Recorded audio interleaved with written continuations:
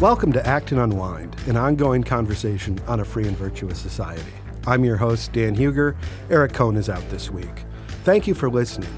I want to ask you that if you're listening to us on our website, that you navigate to the show notes for this episode to find a link to subscribe directly to Acton Unwind at Apple Podcasts, Google Podcasts, Spotify, or anywhere else you listen to fine podcasts.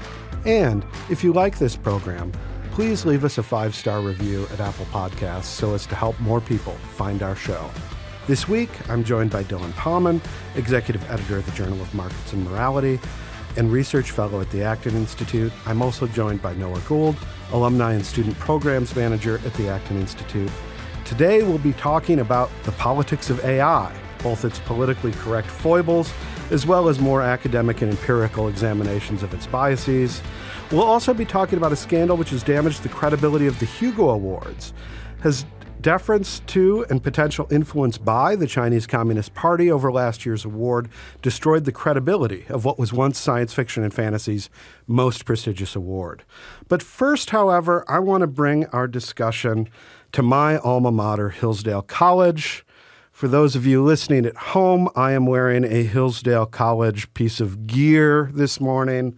My interests will become apparent as our conversation unfolds, but that's why I have Noah and Dylan here to counteract me. Because last week, there was a rumble in the Christian college jungle to which Hillsdale College was a part. The other part of this was coming out of Covenant College. A professor of history there, Jay Green, who wrote an essay in Current on Hillsdale College questioning its Christian college bona fides, titled Selling Quote-Unquote Christian Hillsdale. To this piece, he received substantial pushback from Hillsdale College faculty and alumni. Later last week, Professor Green published a follow-up essay, some additional thoughts about Hillsdale, also in Current, to clarify his conception of Hillsdale College, Hillsdale College's faculty, and his definition of what constitutes a Christian college. It also supplies an acknowledgement of an error of fact in the first piece and an acknowledgement of improper framing in characterizing Hillsdale College's trajectory as quote-unquote Christian nationalist.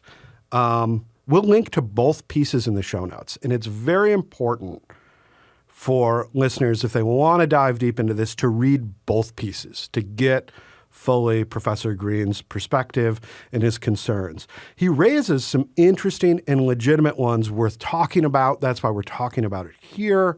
There are others that I don't find so compelling. But gentlemen, I'm going to turn it over to you and ask you sort of what your thoughts on this were from the outside of this controversy. Noah, let's start with you. Yes, this is an interesting debate because it really comes down to how do you think about a Christian college or university. So a professor from Covenant is going to have a specific kind of flavor on what a Christian college or university is. So you could take that as, okay, it's connected to a denomination in a certain official manner. By that definition, only a certain amount of universities in the U.S. are going to be Christian. Now, if you look at like the Council of Christian Colleges and Universities, which is kind of the official, here's a Christian university in the U.S., that is a really disparate group. There's a lot of different types of institutions in there. And it's important to note that Hillsdale College is not a member of that organization. So if that's your definition, then Hillsdale isn't a Christian college. If it's just any member of that kind of coalition. But what's interesting here is that Hillsdale has kind of had some shift in how it's described itself.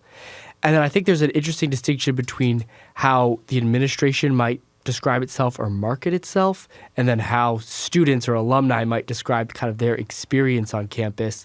So I wonder if this piece is reacting more to kind of the public persona of Hillsdale more than the kind of on-the-ground what you're getting as an education. Little historical context for our listeners, and this is where I start to unpack the Hillsdale lore. Hillsdale College is founded in 1844, the same year that Pabst Blue Ribbon wins that blue ribbon, making it Pabst Blue Ribbon. So it's an old organization, but it's been around for a long time. It's been around so long that Pabst won a blue ribbon We've had advances in beer making technology since we? then. I still love Pabst and Old Style, but back on track. It was founded by Free Will Baptists, but when the college was incorporated, it was not incorporated with any explicit denominational ties. It was non-sectarian. It was open to folks of all faiths, open to folks of all races, which was not the norm in 1844. That's a very proud legacy that the college has.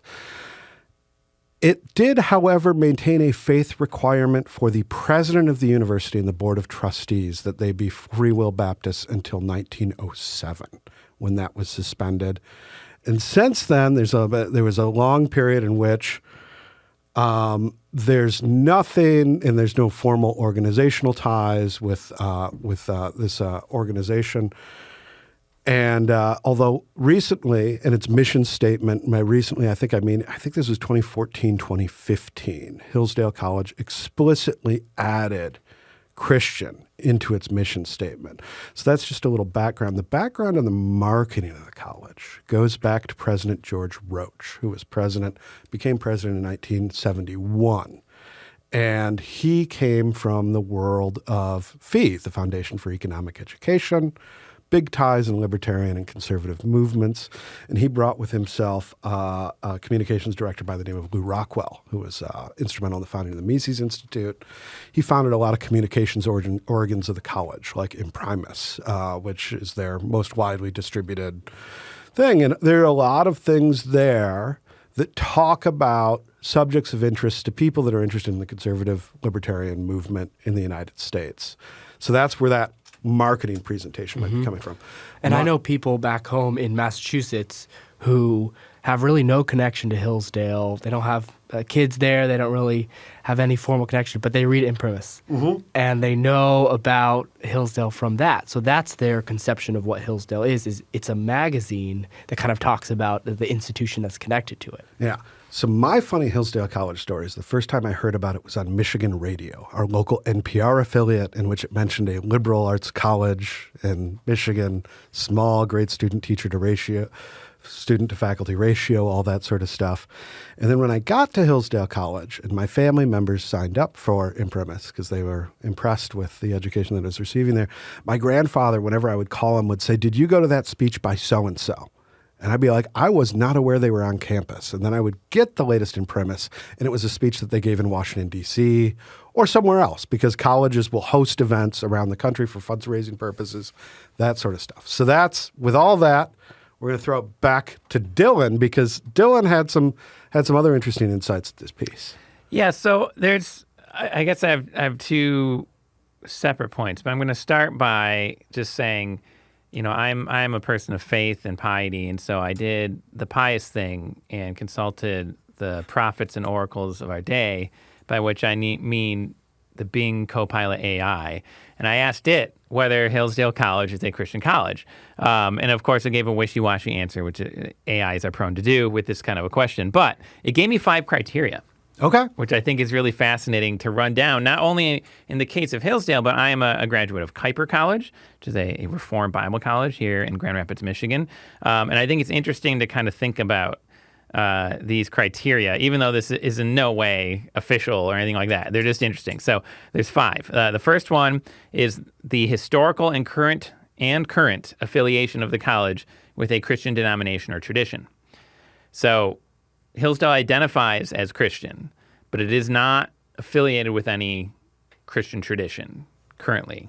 Yes. Kuyper College, where I went, is not affiliated with any denomination, but it is affiliated with the Reformed tradition and accepts not only the 3 forms of unity of the Reformed churches, but also the Westminster Catechism or Confession, which is, there's even that makes between the Sabbath confusing, does it not? Well, I mean, frankly, there are some differences within the 3 forms of unity in the Reformed Church.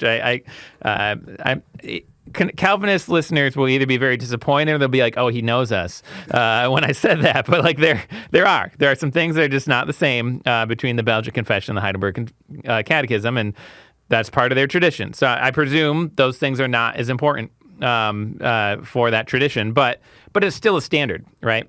So I think that's interesting. So I guess by this, Kuyper 1 point, Hillsdale half point? I don't know. 0 points? 0 points since 1907, but before 1907, right. a point. Right, because the historical side. So yeah, I don't know if there's a half point there. All right, so number 2, the presence and content of religious courses in the core curriculum or as electives. My understanding, as you've mentioned, is there's quite a bit. Not quite the level of the Christian College Association, where you have to have Old and New Testament Bible survey courses as required courses. Props to Anthony Bradley for pointing that out to us last week. But that, I don't know. You can weigh in as far as how Christian were your courses, or how Christian was the required curriculum. So when we had this conversation, Dylan and I had this conversation with Dr. Bradley last week, and I pointed out, when I was at Hillsdale, and the core curriculum has developed since I've been at Hillsdale, and now includes an explicit course in theology that was not there when I was there. But when I was there, we began our history of the West and the world, Western heritage core component by reading Tertullian, Clement of Alexandria, and St. Augustine. And the idea was, what is the relationship of Christianity to history, particularly its preceding history? And so when you start a history survey course with that sort of investigation, with major theologians in the Christian tradition trying to make sense of history itself from a Christian perspective, I think that counts. When in the English curriculum you had us read the Gospel of Matthew, Genesis, and Job, that's one of the bigger Gospels. That is one of the bigger books of the Pentateuch, is the biggest book of the Pentateuch, I believe. Yeah, I believe it's the longest gospel as well. And Job is very long in terms of the wisdom literature. That speaks to me as a commitment. Now, if according to Hoyle, you have to talk about Habakkuk in order for it to be a Christian education, well, I'm sorry. I play by house rules, not according to Hoyle on this question. I'm a lumper, not a splitter. But that'll give you some perspective. Okay. Number 3, the proportion and diversity of faculty and students who identify as Christian or practice Christianity. This was very high at Kuiper, as might be expected at a Bible college. There was no chapel requirement, but there was 3 days a week chapel, and it was usually well attended. Probably also various organizations and that sort of thing there as well. But Bible everywhere. Every teacher prayed before the class started. So what was your experience at Hillsdale?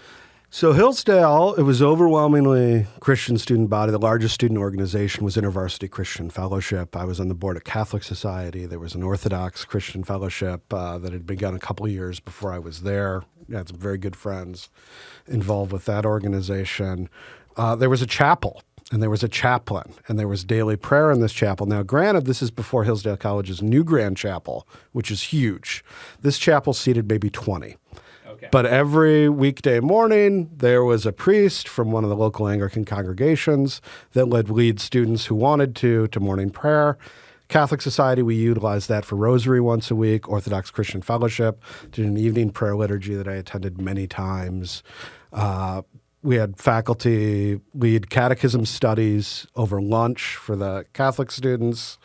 And you had faculty that would serve as, if not spiritual directors, really mentors. And it was really, you didn't have prayer before each and every class, but prayers happened in class more spontaneously. So I would say that Hillsdale counts. There's not a faith test at Hillsdale for students. And it's my understanding that standard practice according to Hoyle, Christian colleges that belong to this organization, there's not a faith test for the student body. Yeah, Calvin at least is very proud to tell people they have Muslim students at Calvin. And there were Muslim students at Hillsdale when I was there. There were Jewish students at Hillsdale when I was there. There were atheist students at Hillsdale when I was there.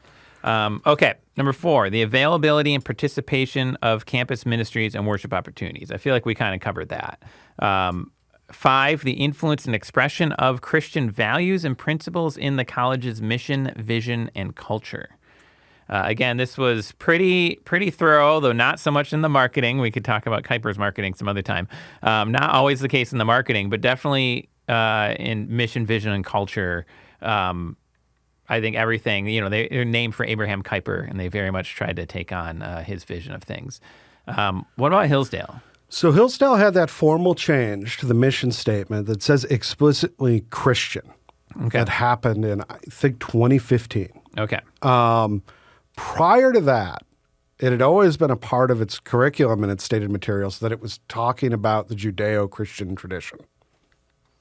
So your mileage may vary on that, but it claimed to be perpetuating a line of theological thinking in the world through its core curriculum. So, yes. Although again, lumping and not splitting. Yeah, maybe. Yeah, okay. So maybe like 3.5 points for Hillsdale based on the Bing Copilot Christian College test here. So I bring this up in part because I think it's interesting and it gives some important context for those like me who did not go to Hillsdale, don't really know what the experience was like other than secondhand. But also, one of the things I thought was interesting about the first article, what was the author's name? Professor Jay Green. He's a professor of history at Covenant College. So Green's article, he made this distinction between like confessional Christian colleges and civilizational Christian colleges. And he was basically arguing that a confessional Christian school maybe has this, affiliation with a denomination or tradition, and it's putting kind of the Christian theology or faith first. Whereas the civilizational Christian school may have plenty of Christian things about it, but it's almost a utilitarian affirmation of Christianity, that Christianity has been valuable for Western civilization and therefore ought to be promoted for the sake of the advancement of Western civilization. Did you find that a helpful distinction? I guess I always like it when someone tries to define their terms, especially in some magazine article. Like that doesn't happen often enough, so I want to give them props for that. And I was curious if you think, is that accurate? Is it helpful? Does it fit Hillsdale or not?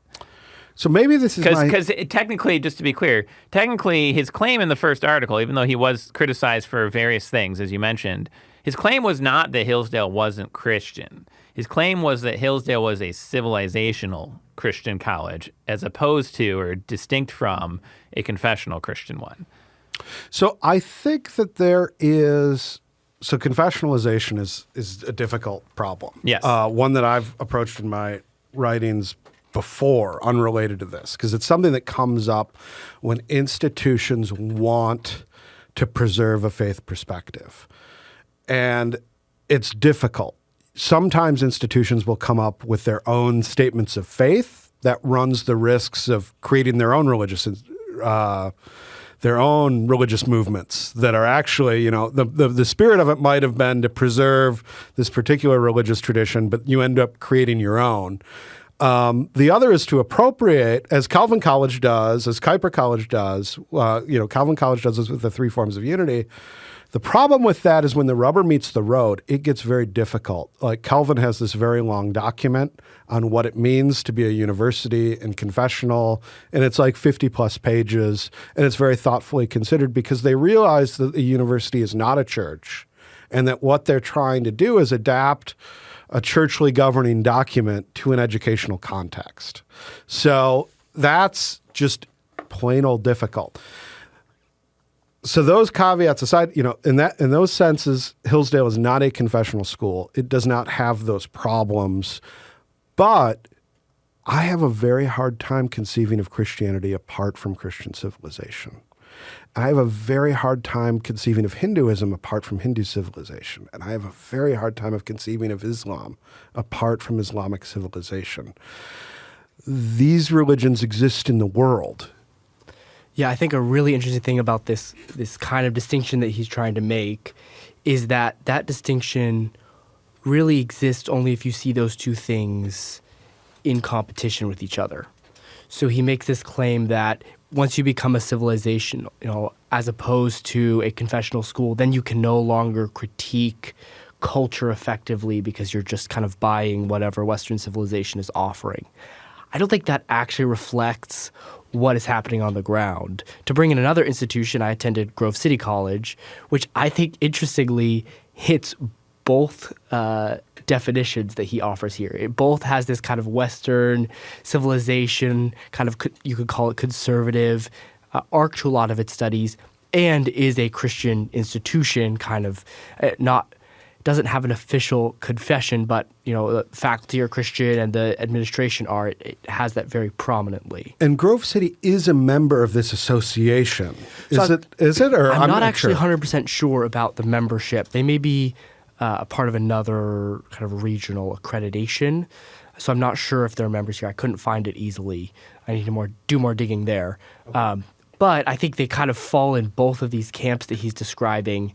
And I think it doesn't have to be necessarily in conflict. There's some back and forth that happens in this conversation. The kind of study of Western civilization, looking at it, is not kind of this set of ideological suppositions that we're all just accepting, especially if you kind of have a more Kirkian understanding of what the project looks like. So I always had interplay in my courses at Grove City with professors, okay, let's look at this thinker, let's look at this kind of theological, and the back and forth interplay is really interesting. So I don't think they necessarily have to be in tension here. You have a very interesting back and forth between, and part of me strikes me as like, so there are religions, and I brought up Hinduism and I brought up Islam earlier. Islam, according to devout Muslims, has a core that is not historical. The Quran is delivered by God himself in the form we very much have it now, according to devout Muslims.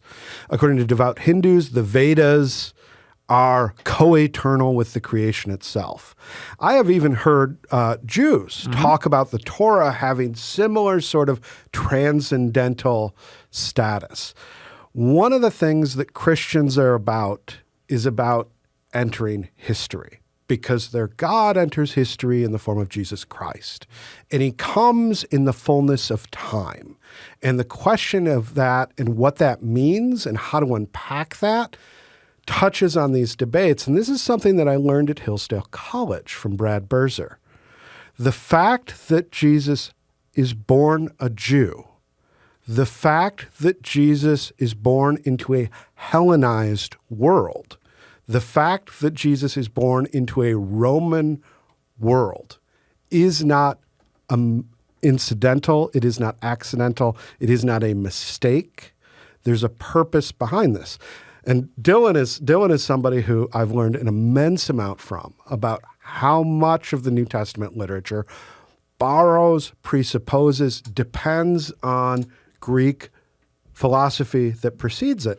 And this is why someone like Clement of Alexandria in those early readings at Hillsdale says things like Plato is a saint, because that is a thread of the Christian tradition. Now, not all Christians believe that, but there have been from the very earliest days. Clement gives the most plausible version of that, actually. So the typical thing comes from Justin Martyr, where he basically says, Plato had to have read Moses, because all of his good ideas we can find in the Torah, in the Old Testament, long before Plato ever lived.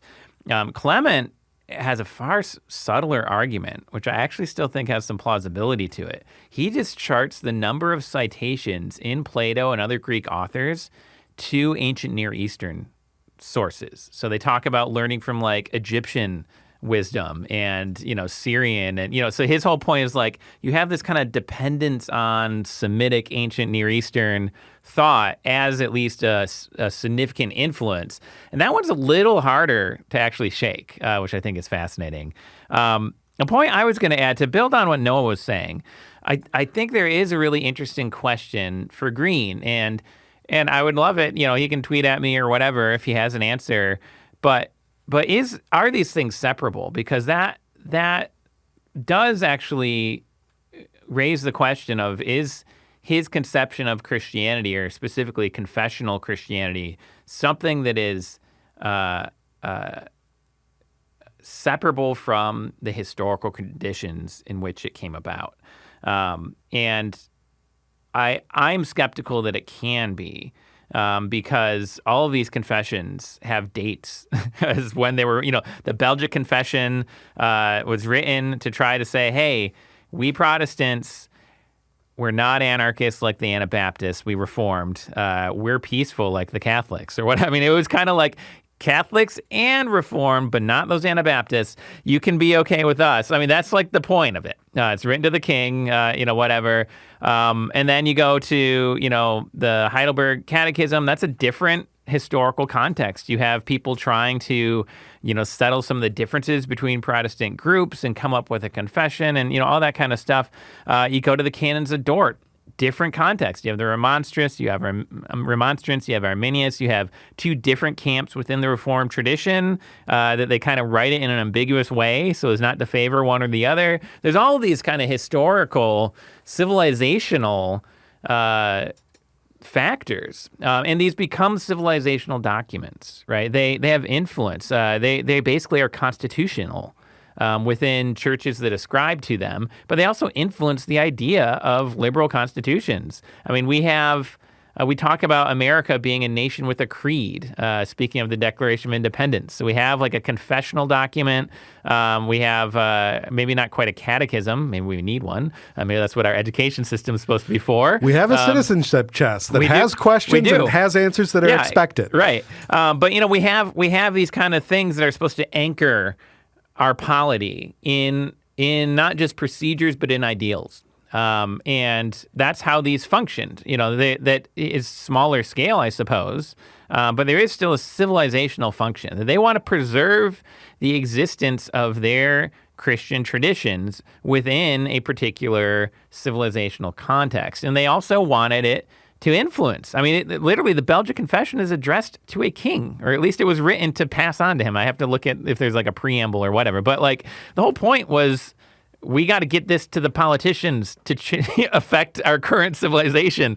So that's really interesting. Now, I don't know that necessarily means that his distinction is a distinction without a difference, but I would love for some further clarification, because I do have a similar kind of hesitation as Noah there, that it just seems like there is a presumption that you have this ethereal, purely abstract confessional Christianity, and then you have civilizational Christianity, which is, so bound to history as to be like stuck in a deterministic, historical social dialectic or something Marxist like that, and or something even just, as he put it, kind of combative, that you have to, take on a sort of culture war stance to things or that kind of thing. And I don't know if that's necessarily the case either. So I don't know. I don't know if you have any thoughts on that, or if I should. I have many thoughts, but Noah has something on the tip of his tongue. Yeah. Good. I just want to pivot a little bit from, I think we could kind of parse the nuance here of what's Christian or not, and I think there's some really interesting kind of lines of thought. But one of the questions that's kind of raised by this conversation is, okay, if you're a Christian parent, what kind of things should you be looking at in a Christian college or university? And I think this conversation gets at a few of those things. Having professors integrate kind of historical faith into the classroom, that's really important. Having kind of the life on the ground being vibrant, the Christian life, what does community look like? I think that can be found at a lot of different types of institutions. And I think kind of parents need to be careful about, here's the marketing I'm getting, especially with all the market pressure on institutions to kind of get students in the door so they can stay alive. What is the actual life on the ground? And then also another theme I think we've touched on here is some idea of rooted historically, I think is important for a lot of these institutions, that they're not just kind of a flash in the pan type of content that they're giving. This may be the difference between Green's kind of conception and my own, is that I think he sees the culture war side of what like Arn is doing in some of his public persona, but what's actually happening on the ground is much more rooted historical faith. I mean, Covenant is a PCA school, so it seems to fit with their idea of how theology works, is rooted historically, that kind of thing. So those are kind of what I would want to see parent think about when they're saying, how is my kid going to thrive here, more than just the top line marketing? Those are some great things to think through. Another thing that you pointed out, Dan, maybe you can talk more about this, is I don't think their marketing material is actually aimed at recruitment. I mean, maybe part of it is to get students in the door, but what's interesting about Hillsdale is it is a conservative/Christian, if you want to give it that label, success story in higher ed. They have an almost $1 billion endowment, which, as you mentioned, they grew over the last 20 years.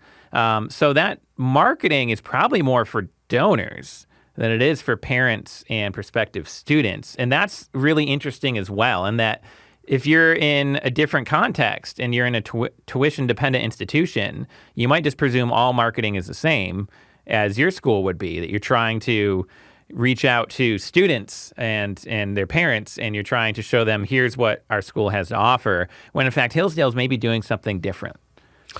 So what I have here is two delightful conversations that I would like to have in the future, maybe with bringing some other guests in to talk about more, flesh out what is a Christian college in this very big, grand scale, and to sit down with some people with some different perspectives about that. And then the other is, how do you finance liberal learning in the 21st century? And Hillsdale College has certainly found a model to do that. Now, it's not the only model, and it's a model that can be investigated and interrogated, and is best done so, I think, with somebody currently at the college on the ground. And that's something that we can work towards arranging a program like that in the future as well. But now I want to turn from Bing and its ChatGPT and how it's assisted us with this program to Google, who this month relaunched and rebranded its generative artificial intelligence chatbot Bard as Gemini. Folks eager to try it soon found it very, very strange. It had some quirks. Users reported and tweeted a flurry of Gemini-generated images that featured gender and racial diversity in very curious places. Among medieval Vikings, Wehrmacht soldiers in 1943, even the Pope in Rome. In response, Google promised it was, quote, working to improve these kinds of depictions immediately, end quote. And Google paused Gemini's ability to generate images of people. In a happy coincidence for Fabio Modici, Vladimir Pinoneto, and Victor Rodriguez, they have recently published a paper in the journal Public Choice titled, quote, More Human Than Human, Measuring ChatGPT Political Bias, end quote. This is hot now. This is officially something that is leaked off into the public conversation. While the story with Google's Gemini is developing, this paper on ChatGPT, exploring a similar set of concerns, examines, quote, bias involving race, gender, religion, and political orientation, unquote, empirically.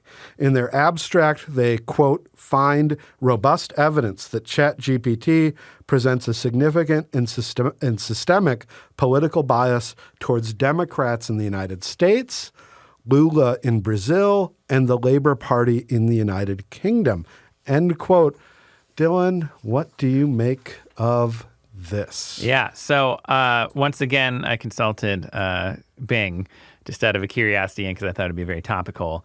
And I think it's interesting that Bing basically knows about, they actually cited the study, the Stanford study.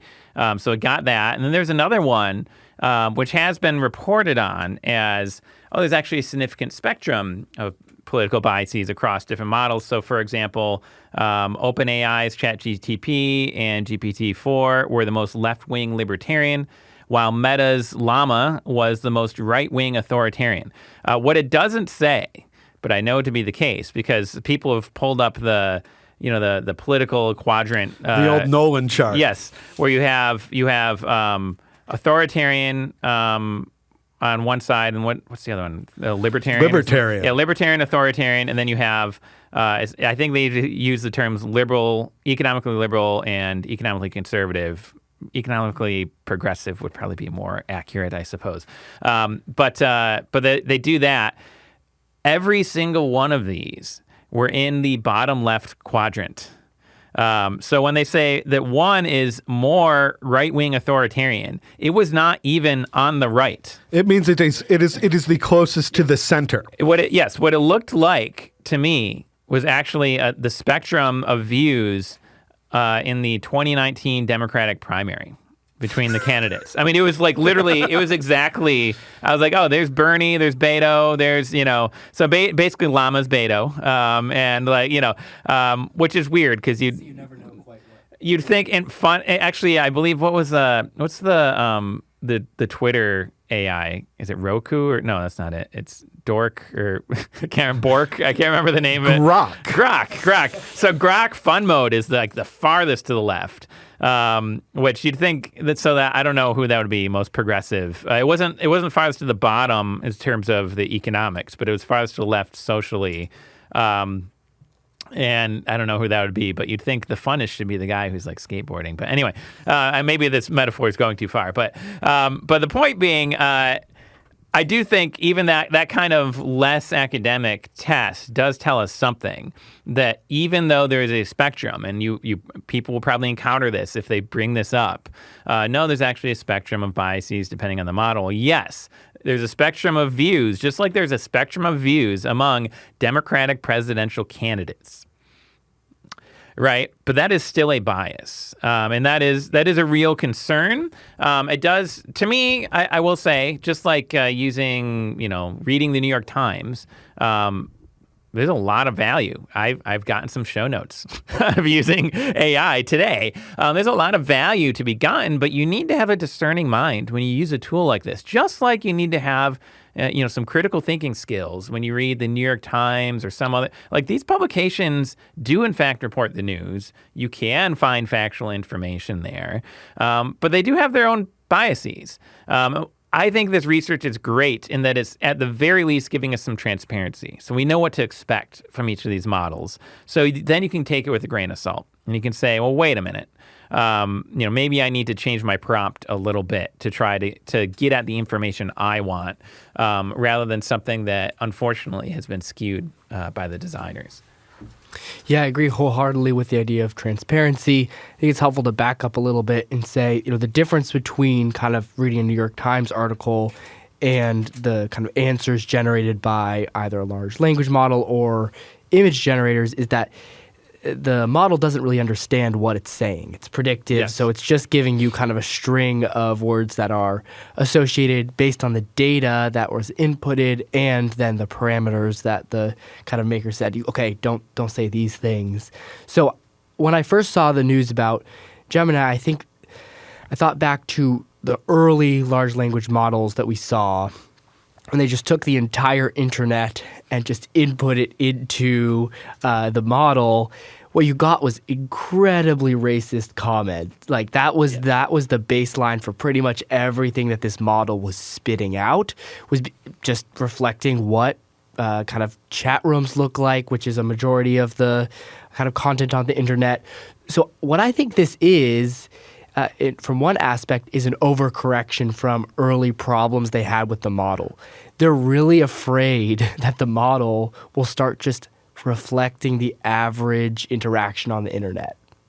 Because that's what it is. It's a really great average machine that I can say, here's what the average human is going to say Google about this. in particular, I believe, several years ago made an AI chat bot that they put on social media, which would learn from the way in which people interact with it. And of course, there's a lot of trolls on social media who immediately trained it to be like a Nazi sex bot. Like it was like as bad as you could possibly imagine.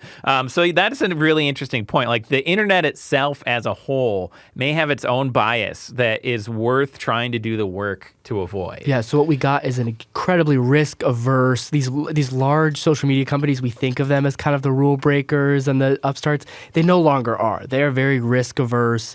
They don't want to upset their brand or come out with some content that is really objectionable. So they've created these parameters to avoid kind of racist comments, and what you get is Vikings of every race and culture. Yeah, I saw a diverse battalion of Confederate soldiers. It generated at one point. Yeah, so you get these kind of wacky outpourings. So I think transparency is good because there's going to be some back and forth here, but I don't necessarily buy the argument that it's just 100% kind of woke social media. I think it's risk averse, large left-leaning social media creators that have created parameters that will kind of disallow objectionable content.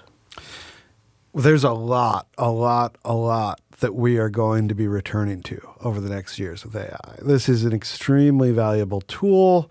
One of the things that helps is part of the problem with this sort of putting your fingers on the scale that might be done for all of the right reasons is it's not immediately transparent that it's being done.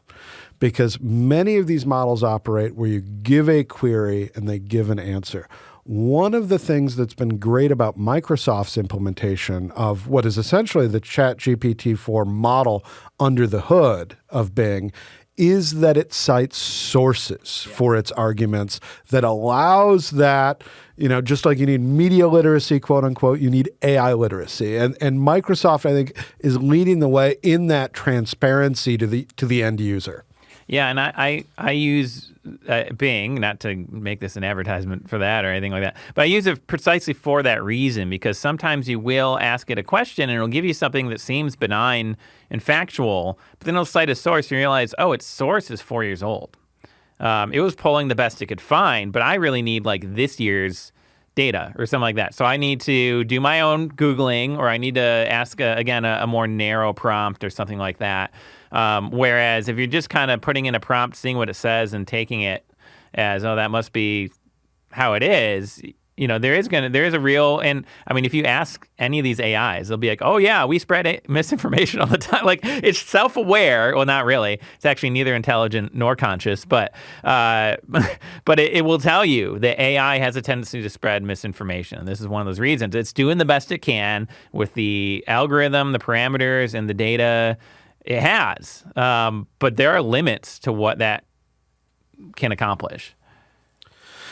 Absolutely. We want to turn next, we want a little interlude, because there's also an artistic dimension to this. And since large language models have really emerged, Dylan and I have had extended conversations on whether AI can produce art. And I think the performance artist, singer-songwriter Grimes has definitively settled this question in my favor when she tweeted out the other day. She had originally been very critical of this Gemini image generation, but she says, I am retracting my statements about the Gemini art disaster. It is, in fact, a masterpiece of performance art, even if unintentional. True gain-of-function art. Art is a virus, unthinking, unintentional, contagious, offensive to all, comforting to none, so totally divorced from meaning, intention, desire, and humanity that it's accidentally a conceptual masterpiece. A perfect example of heedless runaway bureaucracy and the worst tendencies of capitalism, an unabashed simulacra of activism, the shining star of corporate surrealism, an extremely underrated genre, by the way. The supreme goal of the artist is to challenge the audience.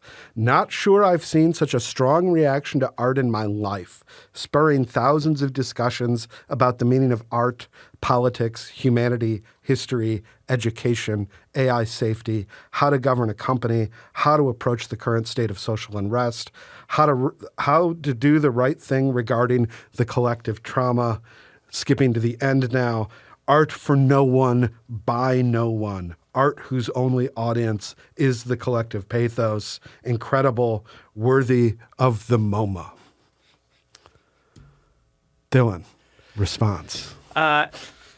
Well, I just fundamentally disagree that the purpose of art is to challenge, make a statement, challenge people, that sort of thing. I think there is a subgenre of art called marketing, in which it is supposed to make a statement. There's even a subgenre of that called propaganda, which I use in a neutral way, that's supposed to make political statements and political arguments and rhetoric. But I don't think that's all art, and I think something is lost when we divorce art from beauty. And I mean, this makes me speaking from that kind of classical Western Christian civilization background. But I think it was right. And that doesn't mean there's no nuance that can be added and no extra, interesting possibilities with new technology and the camera changed painting, that, you have all this sort of stuff. You have the AI now being pretty revolutionary. But I think one thing that I'm working on very slowly, co-authoring an op-ed with a friend. We'll see if we ever get through that. I hope we do.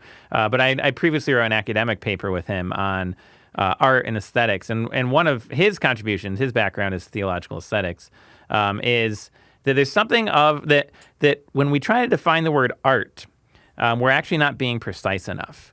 You have an artist who creates artwork. Art is the skill by which they do that. It's, in fact, classically an intellectual virtue. And it's something that has this objective, subjective kind of quality to it, that there's something of the artist in the art. So I love her statement that is art by no one for no one. There's no one in this art, in a sense.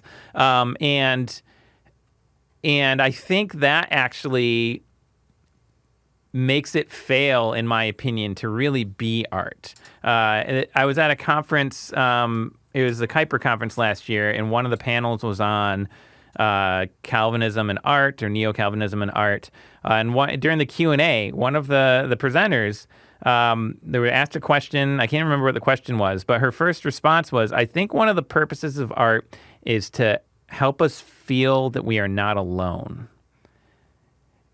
Art by no one can never give you that feeling. Whereas a song, a painting, a play, even a well-crafted video game can make you feel seen in a very valuable way, to realize you're not alone on this planet in your struggles, in your search for meaning, in your joys. And I think that it's real art is the sort of thing that can shine a light on that. Maybe in challenging ways, as Grimes points out, but that's not the primary purpose of it. The primary purpose is to show us this amazing reality of beauty, that not only are we not alone in terms of other people, but there is the one, the good, the beautiful. There's God himself who fashioned all of us in his image. And we're going to see God through real and true art.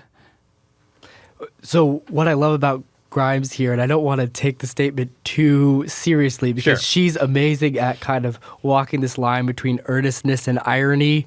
And here you never quite can tell. But I agree with Dylan about kind of the purpose of art more broadly. What we're really reacting here is not kind of an artistic work, but a change in technology that will then impact art.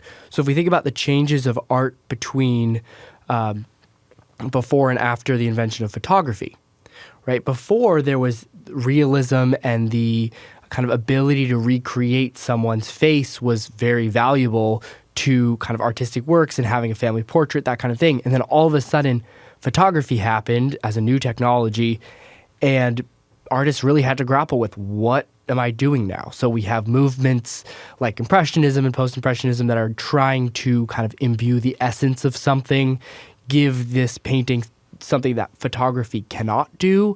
So that was the kind of, that artistic movement is partially fueled by a change in technology. So kind of parallel to now, we see a change in technology, which all of a sudden we can create kind of these realistic or design kind of renderings really quickly. It's going to displace certain things that artists do. If you tell an artist, hey, create this aesthetic, probably the AI generative art can do it better. So what will be the reaction now in art is a really interesting question. And I think my kind of first guess at that would be having something to do with the human story kind of connection. Artists who thrive will be able to tell a story that has kind of a root and something about the human condition that a non-human art from no one to no one cannot do. One of the interesting things about this Grimes response, and the part that I skipped over and that we'll wrap up this segment with, we have one more segment to go, is that she describes this technology in very human terms when she says it's trapped in a cage, trained to make beautiful things, and then battered into gaslighting humankind about our intentions towards each other. And with that, we turn from the world of science fiction and fantasy to the world of science fiction and fantasy. The Hugo Awards, which are long been celebrated as sort of the premier awards of the science fiction and fantasy genres, they are meshed in a controversy. And this controversy has been enrolling for months, and there have been recent developments last week confirming the worst suspicions that many people had. So to set the stage, in January of 2024, the voting statistics for the Hugo Awards, which was held in Chengdu, China, came into question after several authors were declared ineligible without explanation. These included very, very prominent authors like Neil Gaiman, R.F. Kuan, Jay Zhao, and Paul Weimer. What came to light earlier this week was that leaked emails revealed that these authors were excluded due to the actions of Hugo Award administrators who sort of self-censored, thinking that these authors would cause a scandal to their Chinese hosts if they were to win the award.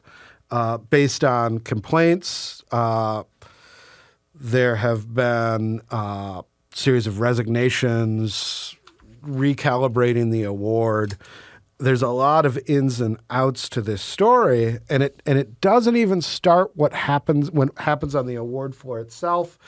Adam Morgan, writing in Esquire magazine, and we'll link this to the show notes, writes about how even the location may have been the product of tampering.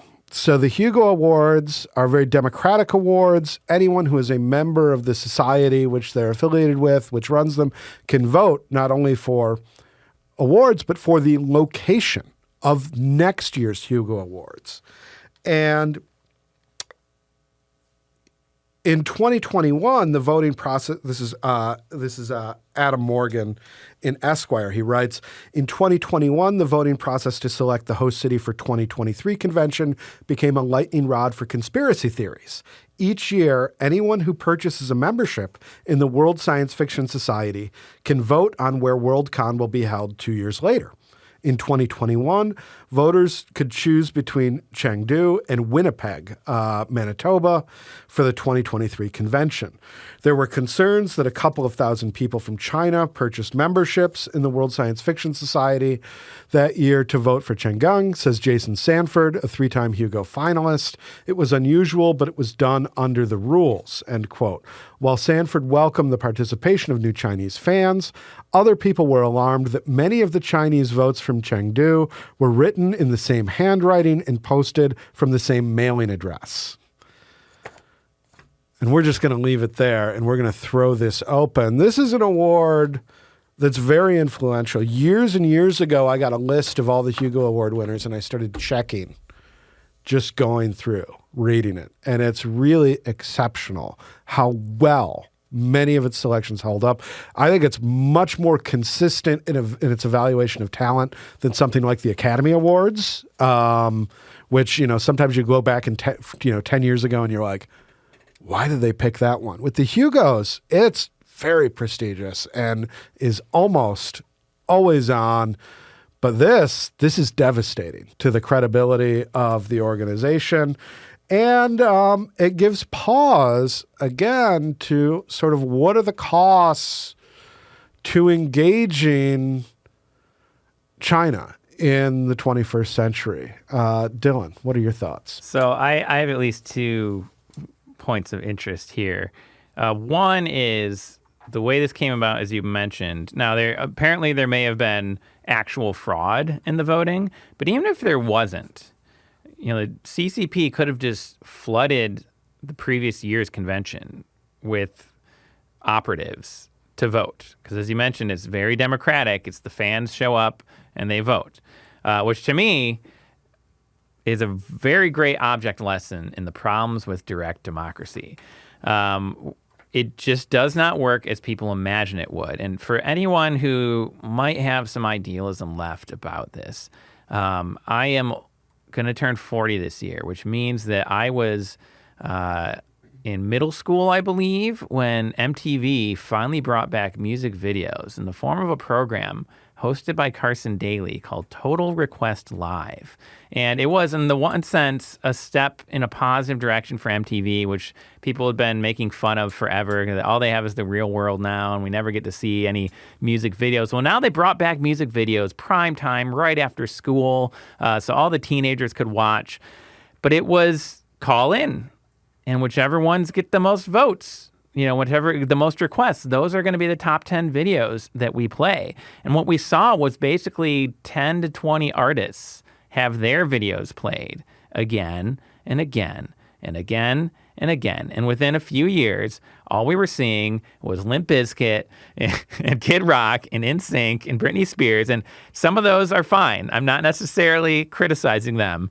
But what we lost, and to give you an example, there's a band, to really put my nerd creds on the table, a band called Jimmy Eat World. They have a cult classic album called Clarity. And there's a song on that album where there's the lyric, open the request lines, right? Let selection kill the old. The idea being that you have this tyrannical DJ who is choosing what people listen to.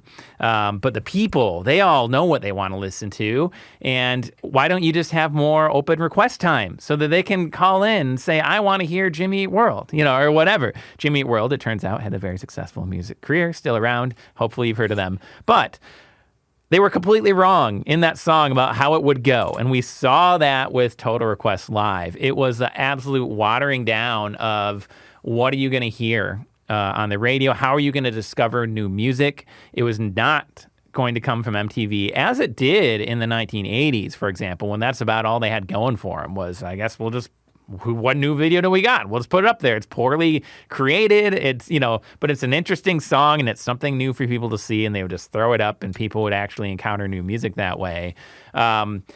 Similarly, you have this voting method that is so easy to manipulate.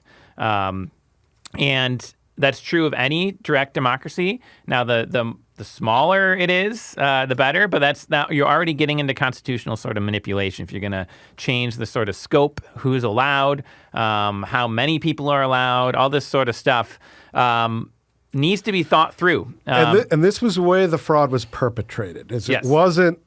It was that certain authors were disqualified after the first round of voting and simply never appeared on the second round ballots. And when months later voting information was finally released, it showed that those people should have been eligible to be on the second round ballot, but were inexplicably ruled ineligible. Now, the other side to this, which I do think is great, and it's an important counterbalance to everything I just said about direct democracy being bad, is that free markets are good. The way free markets work is that people buy stuff they want and they don't buy stuff they don't want. And that includes things like whether or not people will continue to want a Hugo Award. At least one of the winners, I can't remember their name, but they've come out and said they are not going to list their 2023 win. So, I mean, as you mentioned, this is like an incredibly prestigious list. It puts them in the ranks of, Heinlein and Herbert and, all these like classic science fiction authors. On their next book, on the dust jacket, when you look at their bio, it's not going to say, John Smith is a Hugo Award-winning author, even though he is, because he doesn't want to be associated with this. And this is one of the mistakes you find in especially communist and authoritarian regimes. To get back to our previous point about art, art is something that, to some degree, everybody tries to restrict it, but very much so in totalitarian regimes, yes. And this was true in the Soviet Union, it's true in communist China, but really, for the most part, our politics, we just don't care what artists do or don't do, or whether nobody is making art, as the case may be. It's not worth the political time and effort. Well, I want to bring this back to kind of the conference organizers, because there is kind of a virtue element that's just missing in how they ran this whole, event and the choosing the winners. I mean, it's a really cool way that they've chosen them. And Dan, you talked about how successful it's been. There's a lack of prudence in allowing a city in China to be a finalist chosen kind of by their kind of general pool, because that kind of paints you into a corner for what you can allow for science fiction, which is historically a great genre for kind of poking holes in authoritarian regimes and calling things out. And that's one of the most exciting things about the genre. Well, it was imprudent to allow that to be a top 2. And then once they actually got to choosing the finalists, these emails are just absolutely embarrassing. The total lack of courage or any sort of moral fortitude to be able to stand up against. We don't know yet whether there was any sort of CCP, hey, you need to censor these things. They seem to just kind of guess, what's going to be offensive? Okay, we won't mention Tibet. We won't mention these things. There's a hilarious interchange with Paul Weimar, who is kind of the he writes a lot of fan art and kind of, and so they censored him and removed him from the list because they said he visited Tibet. Well, he said, I never actually visited Tibet. I went to Nepal. Like, this is the most kind of just kind of petty, incompetent bureaucracy that they created, where they didn't really even know, but they looked at people's Twitter files and then kind of guessed what would be offensive to some sort of CCP. So it's really embarrassing. The kind of glimmer of hope for next year is, okay, there's a ton of people who resigned. Great. They should all resign. And then it's a lot of volunteers who run the organization and run this event every year. So maybe we'll just have new volunteers who are really passionate about voting and creating a great event. And then next year there'll be kind of a pivot and a little bit more kind of knowledge of, we got to be careful here where we put this thing if we really want it to be about what's great about this genre. And next year it will be in Scotland. Okay. The market feedback has put in check the direct democracy, I think, pretty well. Although we'll see. We'll see how it goes. Let's call it a wrap there. Thank you for listening to Acton Unwind. If you're listening to this podcast on our website, please look at the show notes for a link to where you can subscribe directly to Acton Unwind or search Acton Unwind on your favorite podcast app. Also, please rate and review us on Apple Podcasts, 5-star reviews only, so that more people can find the program. Thanks to Dylan, thanks to Noah. For the Acton Institute, I'm Dan Huger. We'll see you next week.